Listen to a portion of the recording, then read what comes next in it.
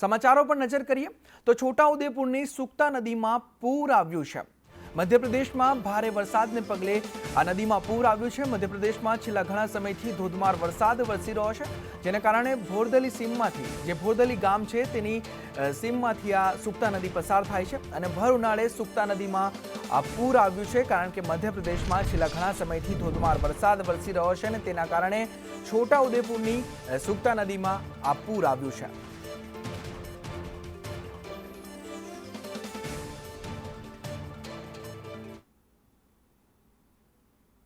तो आ तरफ गीर सोमनाथમાં લગ્નમાં વરસાદ વિઘ્ન બન્યો છે। વરસાદે લગ્નમાં 1000 લોકોની રસોઈ બગાડી છે। ભારે પવનથી લગ્નનો મંડપ પણ ઉડી ગયો અને આ કમોસમી વરસાદ લગ્નમાં વિલન બન્યો અને તેણે 1000 લોકોની રસોઈ બગાડી છે। સૂત્રાપાડાના બરુલા ગામનો આ વિડીયો વાયરલ થઈ રહ્યો છે, જેમાં મંડપ ઉડી ગયો છે ભારે પવન ફૂંકાવાથી અને કમોસમી વરસાદના કારણે જે લગ્ન પ્રસંગમાં રસોઈ બનાવવામાં આવી હતી તે રસોઈ પણ બગડી છે અને એ પણ 1000 વ્યક્તિઓની રસોઈ બગડી છે।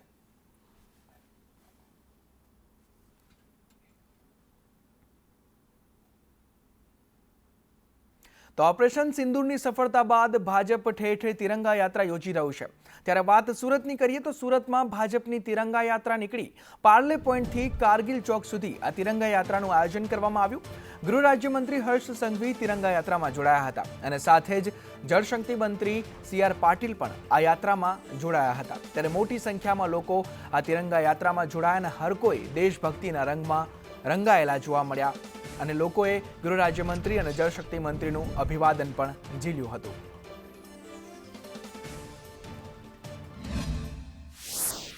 આતંકીઓની નાપાક હરકત પહેલગામમાં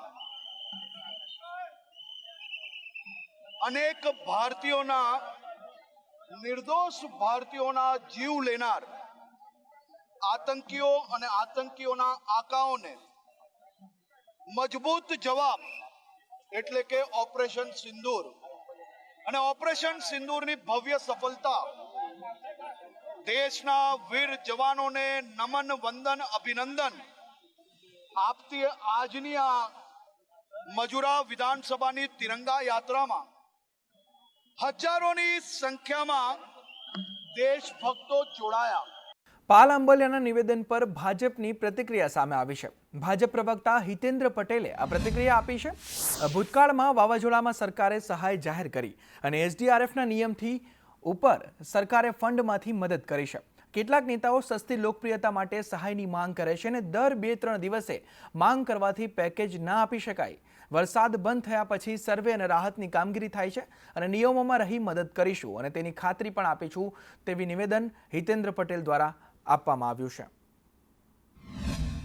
રાજ્ય સરકાર અને કેન્દ્ર સરકારના NDRF કે SDRFના નિયમોથી ઉપર ઉઠી અને વધારે જરૂર પડી તો રાજ્ય સરકારના ફંડમાંથી પણ મદદ કરી છે। આ વખતે પણ કૃષિ મંત્રીશ્રીએ વાત કરી છે, તેમ છતાં કેટલાક નિવેદનવાળા નેતાઓ સસ્તી લોકપ્રિયતા માટે ઝડપથી સહાય આપવી જોઈએ એવી માગણી ટીવીના માધ્યમથી કરી રહ્યા છે। મારે એમને કહેવું છે કે જો પ્રાથમિક પણ આપણને ખ્યાલ આવતો હોય તો હજુ આ વાત કરીએ ત્યાં સુધી વરસાદ ચાલુ છે અને દર 2-3 દિવસના વરસાદને અંતે નિવેદનબાજી કરીને માગણી કરવાથી દર 2-3 દિવસનું પેકેજ ના આપી શકાય, અથવા જ્યારે આપણે એનો અંદાજ કાઢવા માટે કે સર્વે કરવા માટે જઈએ ત્યારે કોઈ વિસ્તારનો સર્વે પૂરો થઈ જાય પછી બીજો વરસાદ આવે તો કેટલાક લોકોને પહેલા તબક્કામાં નુકસાન ના ગયું હોય અને બીજા તબક્કામાં નુકસાન જાય એનો સર્વે રહી જાય, એ પૈસાથી વંચિત રહે। તો પુસ્તકોની ઘટ પર કોંગ્રેસના હેમાંગ રાવલની પ્રતિક્રિયા સામે આવી છે। વાલી વેકેશનના 1 માસ પહેલા પુસ્તક લઈ લેતા હતા તેવું તેમના દ્વારા કહેવામાં આવ્યું છે, પરંતુ પુસ્તકોની ઘટ હોવાના કારણે હજુ સુધી વાલીઓ જે છે તે પુસ્તકો લઈ નથી શક્યા। જે પુસ્તક મંડળે સત્વરે આ કાગળ જે એમણે ખરીદ્યો છે ઓછા ભાવમાં, ઓછા ટેન્ડરના ભાવમાં, એમાં શું ગેરનીતિ થઈ છે એની અધિકૃત લેબ જોડે તપાસ કરાવવી જોઈએ અને ગુજરાતના વાલી અને વિદ્યાર્થીઓને 9મી તારીખે સ્કૂલ ખુલી રહી છે તો સત્વરે આ 1-2 દિવસની અંદર પુસ્તકો પાઠ્યપુસ્તક મંડળના ઉપલબ્ધ થવા જોઈએ અને વાલીઓને જે હાડમારી ભોગવી રહ્યા છે તે હાડમારીમાંથી એમને મુક્તિ અપાવવી જોઈએ. તો ગ્રામ પંચાયતને લઈ કોંગ્રેસ પ્રવક્તા મનીષ દોશીએ કહ્યું કે 4000 ગ્રામ પંચાયતને વહીવટદારોને સોંપી છે અને 3 વર્ષ વીતી ગયા છતાં વહીવટદાર શાસનમાં છે. 1400 ગ્રામ પંચાયતની 30 જૂને મુદ્દત પૂરી થાય છે અને ગુજરાતનું ચૂંટણી આયોગ સરકારના ઇશારે કામ કરે છે તેવું નિવેદન કોંગ્રેસ પ્રવક્તા દ્વારા આપવામાં આવ્યું છે. ગુજરાતની અંદર 4000 જેટલી ગ્રામ પંચાયતને 3 વર્ષ વીતી ગયા છતાં વહીવટદાર શાસન હેઠળ અત્યારે પંચાયતો કામ કરી રહી છે. બાકીની જે 1400 જેટલી પંચાયતો છે તેની મુદત પણ હમણાં પૂરી થવા જઈ રહી છે, એટલે કે 30મી જૂને. એટલે કુલ ગુજરાતમાં 30 જૂને 5400 જેટલી પંચાયતો વહીવટદારના શાસન હેઠળ આવશે. ગુજરાતનો ચૂંટણી આયોગ રાજ્ય સરકારના ઇશારે ગ્રામ પંચાયતના વસતા હજારો નાગરિકોને ગ્રામ્ય વિસ્તારમાં તેમને મળવાપાત્ર લોકતાંત્રિક અધિકારથી વંચિત રાખીને તેમના ગામના વિકાસ માટે ભાગીદારીથી વંચિત રાખવાનું પાપ એ ભારતીય જનતા પાર્ટીની સરકારના ઇશારે રાજ્ય ચૂંટણી પંચ કરી રહ્યું છે, આયોગ કરી રહ્યું છે, એવું મારો સ્પષ્ટ આરોપ છે. તો મહીસાગરમાં ઝાડ પરથી નીચે પટકાતા એકનું મોત નીપજ્યું. ખાનપુર તાલુકાના કાનેસર ગામની આ ઘટના છે. આંબા પર ચડીને કેરી ઉતારવા જતા વ્યક્તિ નીચે પટકાયો, ત્યારે બાકોર પોલીસે ઘટના સ્થળે પહોંચીને વધુ તપાસ પણ હાથ ધરી છે.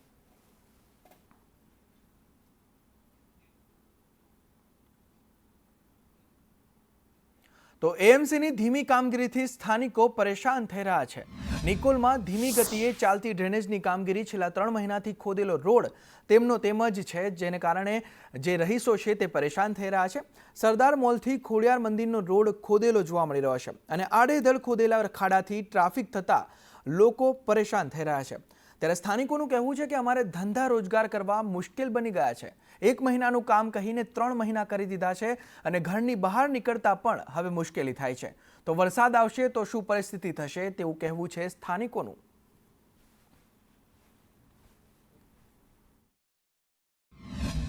અમદાવાદના નિકોલ વિસ્તારમાં છેલ્લા ઘણા સમયથી ચાલતા ડ્રેનેજના કામગીરીને લઈને સ્થાનિકોને હાલ હેરાન પરેશાન થવાનો વારો આવી રહ્યો છે. જોઈ શકાય છે કે એ હદે અહીંયા ડ્રેનેજની કામગીરી માટે મુખ્ય માર્ગો ઉપર રસ્તા ખોદી રાખ્યા છે કે લોકો અહીંયાથી અવર જવર પણ નથી કરી શકતા. એટલી પરિસ્થિતિ વિકટ છે, તેનો સામનો લોકોને કરવો પડી રહ્યો છે અને ટ્રાફિક સમસ્યા તો એ હદે છે કે અહીંયાથી જો કોઈ ઇમરજન્સી વ્હીકલને પણ પસાર થવું હોય તો કલાકો ને કલાકો સુધી અહીંયા આ વ્હીકલ ફસાઈ રહે તે પ્રકારની પરિસ્થિતિ છે.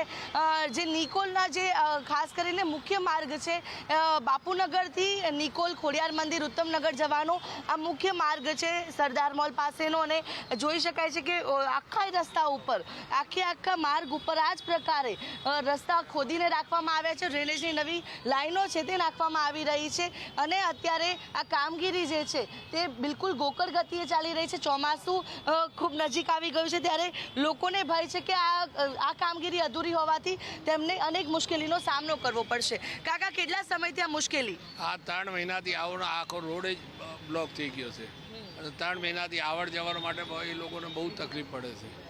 હવે આ જે ખાડો દેખાય છે એ ખાડાને અંદર કેબલ કપાઈ ગયો છે, એટલે કરંટ પણ આવે છે. એટલે આનો કોઈ નિકાલ થવો જોઈએ. એ ના થાય તો કોઈને કોઈ એક્સિડન્ટ થશે. કે આ રોડ રસ્તા કોઈ મારે આ તકલીફ છે અત્યારે. આ લગભગ 1-1.5 મહિનાથી તો સમજી લો કે 50% મારે નુકસાન છે. ટ્રાફિકની સમસ્યા બેન તમે જોઈ જ રહ્યા છો. જો સવારથી સાંજ સુધી આ રીતે તડકામાં પબ્લિક હેરાન થાય છે અને હજી તો સ્કૂલો બંધ છે. આ બાજુમાં સ્કૂલ છે 1 થી 12 ધોરણ સુધીની, તે ચાલુ થશે તો એ નાના ભૂલકાઓની શું પરિસ્થિતિ થશે આ ટ્રાફિકમાં. શું રજૂઆત કરે, ફટાફટ કામ ચાલુ કરે ને રસ્તો ચાલુ કરી દે. હમણાં સ્કૂલ ચાલુ થાય 1 તારીખે, એ ટ્રાફિક કેવી થવાની? કેમેરા પર્સન મનીષ વાણિયા સાથે આયુષી યાજ્ઞિક, સંદેશ ન્યૂઝ, અમદાવાદ. આ તરફ બનાસકાંઠાના થરાદ બસ સ્ટેન્ડમાં ચેઇન સ્નેચિંગની ઘટના બની છે. બસમાં બેસવા જતા મહિલાની ચેઇન ચોરાઈ ગઈ, ત્યારે ગળામાંથી સોનાની ચેઇન ખેંચીને ગઠિયો ફરાર થઈ ગયો છે. મહિલા બસમાં ચડવા જતા હતા ત્યારે જ તે ગઠિયો અચાનક આવે છે અને ગળામાંથી સોનાની ચેઇન ખેંચીને તે ફરાર થઈ જાય છે. ત્યારે આ મામલે પોલીસે હવે વધુ તપાસ હાથ ધરી છે. સવારે ડીસા જવા બસ સ્ટેશન ગઈ અને ત્યાં બસ આવી એટલે હું ગઈ. ત્યાં બહુ ધક્કામુક્કી થઈ. ત્યારે મારી ચેન જતી રહી અને હું ચડ્યા પછી થોડી વાર પછી મને ખબર પડી. તો મેં મારા સંબંધીને ફોન કર્યો. ત્યાં આગળ ગયા, CCTVમાં ચેક કરાવ્યું અને પોલીસ સ્ટેશનમાં અરજી આપી. સુરતની કરીએ તો સુરતના ઉધનામાં વ્યાજખોરોનો આતંક જોવા મળી રહ્યો છે. વ્યાજખોર પઠાણી ઉઘરાણી કરતો હતો અને રકમ ચૂકવ્યા છતાં તે વધુ પૈસાની માંગ કરતો હતો. ત્યારે ફરિયાદીએ કંટાળીને ઉધના પોલીસમાં ફરિયાદ નોંધાવી છે. રાહુલ સાબલે નામના વ્યાજખોરને પોલીસે ઝડપી પાડ્યો છે ફરિયાદના આધારે. ત્યારે આરોપીએ છરી બતાવીને ફરિયાદીને ધમકી પણ આપી હતી. ત્યારે હાલ પોલીસ દ્વારા તેને ઝડપી પાડવામાં આવ્યો છે.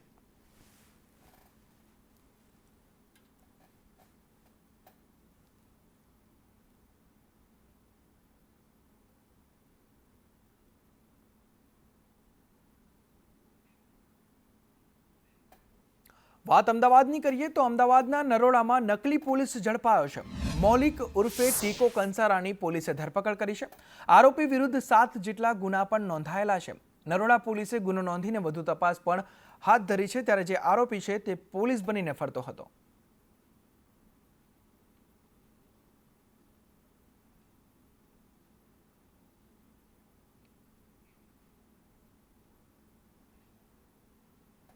પંચમહાલના શહેરા તાલુકા કોંગ્રેસ પ્રમુખ તડીપાર જાહેર કરાયા. કોંગ્રેસ પ્રમુખ JB સોલંકી 2 વર્ષ માટે તડીપાર કરવામાં આવ્યા છે.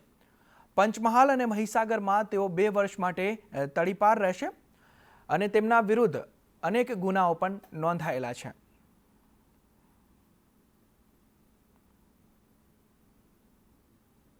તો પંચમહાલના જાંબુઘોડામાં મનરેગા યોજનામાં 100 કરોડના કથિત કૌભાંડનો કોંગ્રેસે આક્ષેપ કર્યો હતો. જે બાદ રાજકીય માહોલ ગરમાયો હતો. જાંબુઘોડાના 26 ગ્રામ પંચાયતના તમામ સરપંચોએ એકત્રિત થઈને કોંગ્રેસ વિરુદ્ધ હાય હાયના નારા લગાવી વિરોધ નોંધાવ્યો. કોંગ્રેસ સામે જાંબુઘોડાના સરપંચોએ હુરિયો બોલાવ્યો હતો.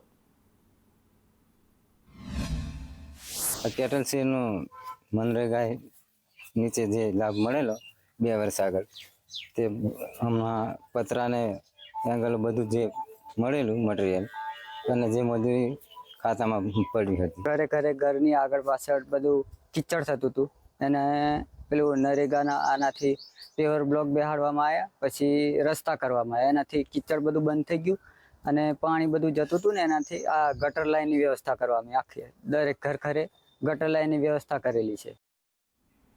તો ધોળકાના બેગવા ગામે જમીન પચાવી પાડ્યાની ફરિયાદ નોંધાઈ. ગઠિયાઓએ દસ્તાવેજ બનાવીને જમીન પોતાના નામે કરી લીધી. બાનાખત કરવાના નામે દસ્તાવેજ પોતાના નામે કરી નાખ્યા. કોટ પોલીસમાં 6 લોકો સામે પોલીસ ફરિયાદ પણ નોંધાઈ છે.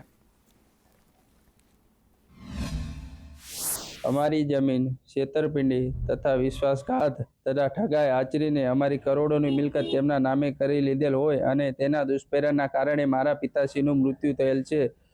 જેથી અમે 1 વર્ષ પહેલા કોર્ટ પોલીસ સમક્ષ ફરિયાદ લખાઈ, પણ અમે સરકાર શ્રી જોડે એક માંગ છે કે અમને ન્યાય મળવો જોઈએ અને અમારી જોડે તમામ પુરાવા છે. અમારા પિતાશ્રીનું આઘાતથી મૃત્યુ થયું છે, જમીનના આઘાતે જ.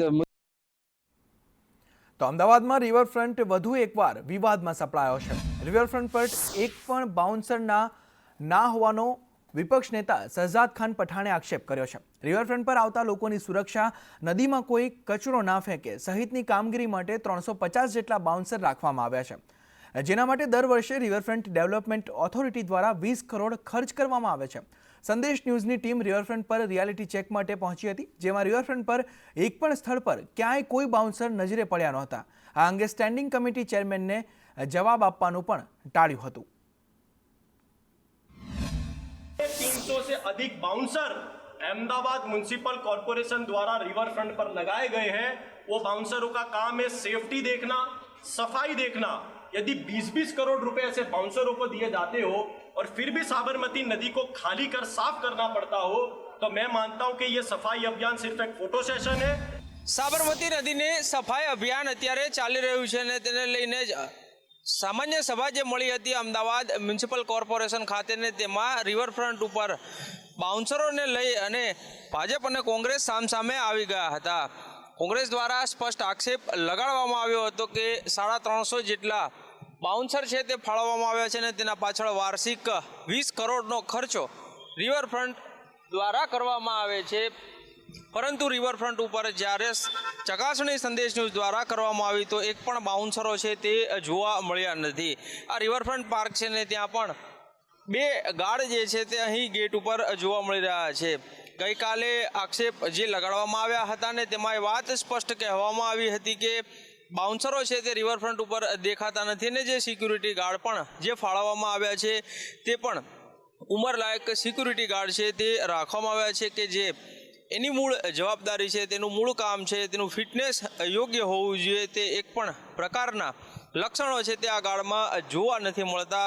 ત્યારે સવાલ એ ઉઠી રહ્યો છે કે આખરે રિવરફ્રન્ટ ઉપર જો એક પણ બાઉન્સર ફાળવવામાં નથી આવતા અથવા તો નજરે નથી પડતા તો પછી આ 20 કરોડ રૂપિયા જાય છે ક્યાં?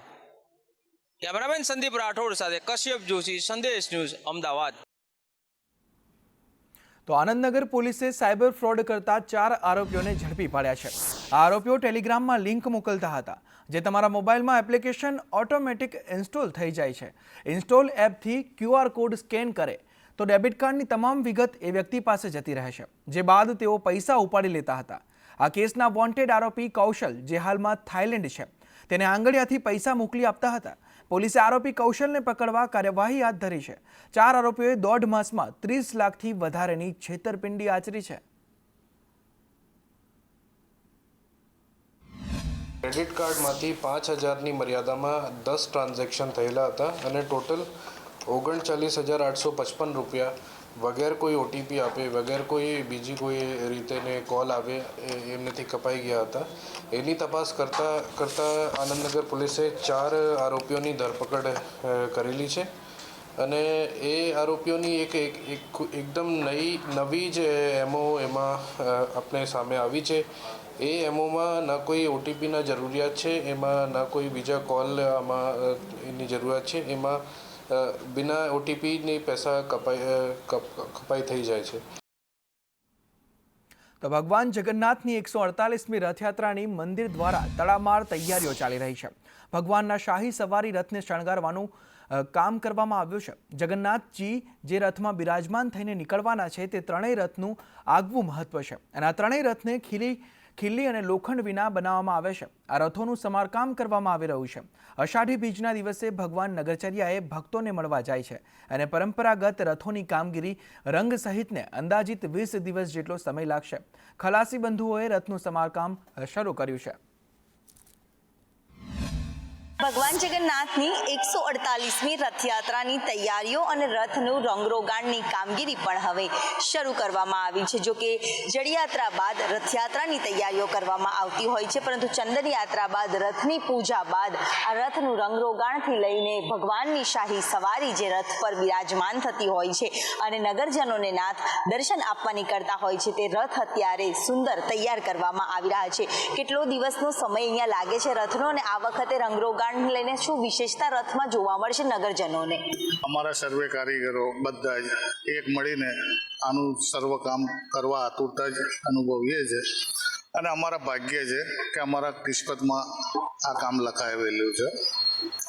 હવે આ વખતની થીમમાં એવું તો કશું છે જ નહીં, એ જ પ્રમાણેનું છે કે જે પ્રમાણે આપણે એકતાનું પ્રતીક હોય છે. પરંતુ આ વખતે સૌને ગમે એ પ્રમાણે ભગવાન સૌના હોય છે અને એ પ્રમાણેનું જ થીમ આપણે આમાં દર્શાવીએ છીએ કે જે સૌને ગમતું જ હોય છે. કેમેરામેન પુખરાજ શર્મા સાથે દિવ્યા ચૌહાણ, સંદેશ ન્યૂઝ, અમદાવાદ. તો યાત્રાધામ દ્વારકા ખાતે પહોંચ્યા રિલાયન્સ કંપનીના માલિક મુકેશ અંબાણી તેમજ તેમના પુત્ર આકાશ અને પુત્ર વધુ શ્લોકા અંબાણી. ભગવાન દ્વારકાધીશમાં અતૂટ શ્રદ્ધા ધરાવતા અંબાણી પરિવારના 3 સદસ્યો પહોંચ્યા ભગવાન દ્વારકાધીશના શરણે. રિલાયન્સના માલિક મુકેશ અંબાણી તેમજ પુત્ર આકાશ અંબાણી અને પુત્ર વધુ શ્લોકા અંબાણીએ કર્યા ભગવાન દ્વારિકાધીશના દર્શન અને પૂજન. દ્વારિકાધીશ મંદિર ખાતે રાજભોગના પણ દર્શન કર્યા. મંદિરના વારાદાર પૂજારીએ અંબાણી પરિવારના સદસ્યોને ભગવાન દ્વારિકાધીશના પાદુકા પૂજન કરાવી આશીર્વચન આપ્યા. અંબાણી પરિવારના સદસ્યોએ દ્વારિકાધીશની ધ્વજાનું પણ પૂજન કર્યું.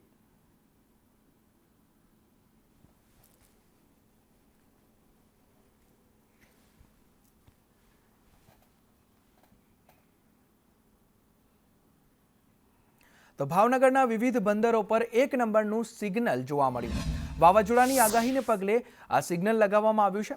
ઘોઘા અલંગશીપ બ્રેકિંગ યાર્ડમાં 1 નંબરનું સિગ્નલ લગાવવામાં આવ્યું છે અને મહુવા બંદર ઉપર 1 નંબરનું સિગ્નલ લગાવાયું છે. ત્યારે માછીમારોને પણ દરિયો ન ખેડવા સૂચના આપવામાં આવી છે વાવાઝોડાની આગાહીને પગલે.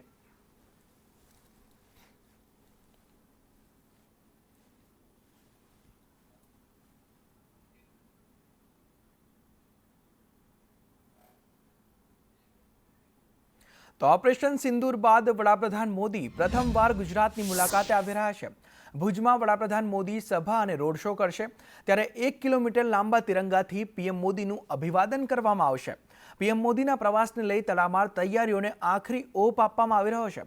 રોડ શોના રૂટ પર સ્ટેજ બનાવવામાં આવ્યા છે, જેમાં લોકો પરંપરાગત પહેરવેશમાં પીએમ મોદીનું ભવ્ય સ્વાગત કરશે.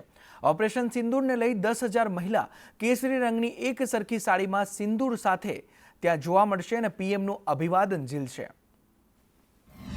20 તારીખના અહીંયા ભવ્ય રોડ શો રાખવામાં આવ્યો છે. રોડ શો પત્યા બાદ સભા સ્થળે પણ અમે જઈ અને મોદી સાહેબને અને આપણી ઇન્ડિયન આર્મી, નેવી અને આપણી સરકારને પ્રોત્સાહન પૂરું પાડવા માટે સમગ્ર ભુજ ત્યાં એકઠું થવાનું છે. તો આપના માધ્યમથી અપીલ કરું છું કે સમગ્ર ભુજ અને કચ્છ આ આહવાનની અંદર જોડાય. નગરપાલિકા દ્વારા 300થી 350 સફાઈ કર્મચારી અહીંયા ઉતારી અને આ તમામ રોડ શો છે અને ભુજ આખામાં સફાઈ આંદોલન ચાલુ કર્યું છે. આગામી 26 તારીખે વડાપ્રધાન નરેન્દ્ર મોદી કચ્છના પ્રવાસે આવી રહ્યા છે. ભુજમાં પીએમ મોદીની સભા અને રોડ શો થવાનો છે, જેને લઈને તમામ તૈયારીઓને આખરી ઓપ આપવામાં આવી રહ્યો છે. અત્યારે હું જે જગ્યા પર ઉપસ્થિત છું તે વડાપ્રધાન નરેન્દ્ર મોદીના રોડ શોની જગ્યા છે અને અહીંયા જોઈ શકો છો તે પ્રમાણે તમામ તૈયારીઓને આખરી ઓપ આપવામાં આવી રહ્યો છે. જે રીતે ઓપરેશન સિંદૂર પાર પાડ્યા બાદ સમગ્ર દેશની અંદર એક ઉત્સાહ અને ઉજવણીનો માહોલ છે, તેવા સમયે જ્યારે વડાપ્રધાન નરેન્દ્ર મોદી કચ્છ આવી રહ્યા છે ત્યારે તેમના સ્વાગત માટે ખાસ પ્રકારના હોર્ડિંગ્સ લગાવવામાં આવ્યા છે. જે રોડ છે તેને ખાસ કરીને અત્યારે સફાઈ કરવામાં આવી રહી છે. આ રોડ ઉપરથી વડાપ્રધાન નરેન્દ્ર મોદી પસાર થવાના છે. 1 કિલોમીટર લાંબા તિરંગાથી વડાપ્રધાન નરેન્દ્ર મોદીનું અભિવાદન કરવામાં આવશે. સાથોસાથ 10 જેટલા સ્ટેજ છે તે રોડ શો દરમિયાન ઊભા કરવામાં આવ્યા છે. જે દરમિયાન વડાપ્રધાન નરેન્દ્ર મોદી અહીંથી પસાર થશે ત્યારે પરંપરાગત પહેરવેશની અંદર લોકો તિરંગા સાથે તેમનું સ્વાગત અને અભિવાદન કરશે. અલ્પેશ ગોસ્વામી, સંદેશ ન્યૂઝ, ભુજ.